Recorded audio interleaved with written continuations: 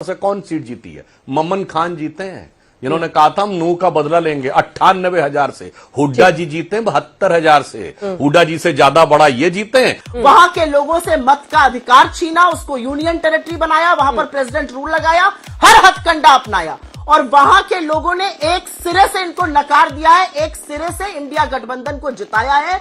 और असलियत आज यह है कि बीजेपी के पास जम्मू कश्मीर में कहने के लिए कुछ नहीं है, ये असलियत है। उसके बारे में कोई चर्चा नहीं करेंगे।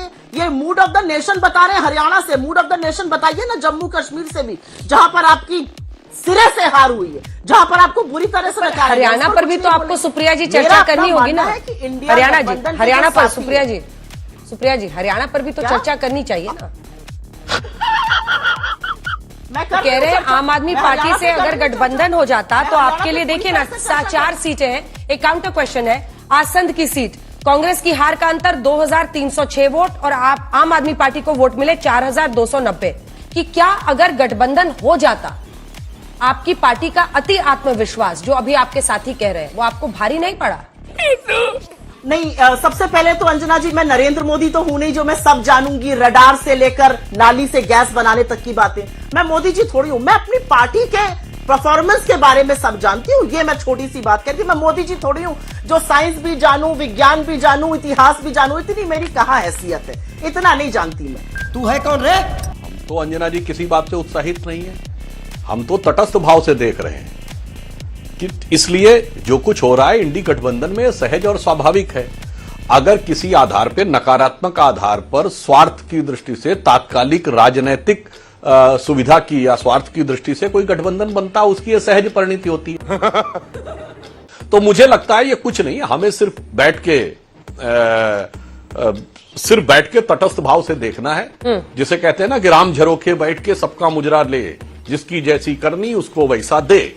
तो ये सब दलों का आपस का मामला है, हमें इसमें किसी प्रकार की कोई बात नहीं। परंतु एक बात स्पष्ट हो जाती है कि किसी भी एजेंडा को लेकर जो ये बात किया जाता है, एक पॉइंट बहुत सही है। देखिए, कांग्रेस ने एक काम बड़ा सटीक किया, जल्दी पूरा कीजिए। हरियाणा में क्षेत्रीय दल खत्म हो गए, आज विपक्ष की पूरी स्पेस कांग्रेस के पास। हरियाणा में जहां क्षेत्रीय दल महत्वपूर्ण होते थे, आज बीजेपी वर्सेस कांग्रेस। तेलंगाना में 8 सीटें हमारे पास, 8 इनके पास, टीआरएस गायब। एआईयूडीएफ असम में किनारे, आज बीजेपी वर्सेस कांग्रेस। जेडीएस का वोट इन्होंने खाया, जेडीएस आज हमारे साथ गठबंधन में मार्जिनलाइज हो गया।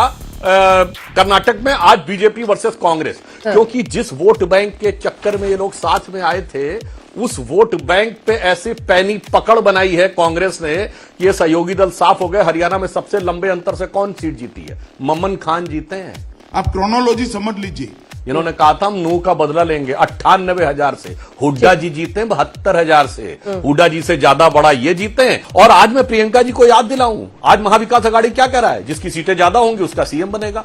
अरे यही अरेंजमेंट तो बाला साहब ठाकरे जी के जमाने से था, जबकि आप लोग 167 लड़ते थे, हम 117 लड़ते थे। यही मान गए होते तो वो हालात नहीं होते। और आज किस बेबसी में खड़े हुए हैं कि वही मानना पड़ेगा जिसकी सीटें ज्यादा होंगी और उसका ही सीएम बनेगा। खत्म, bye bye, tata, good bye, गया।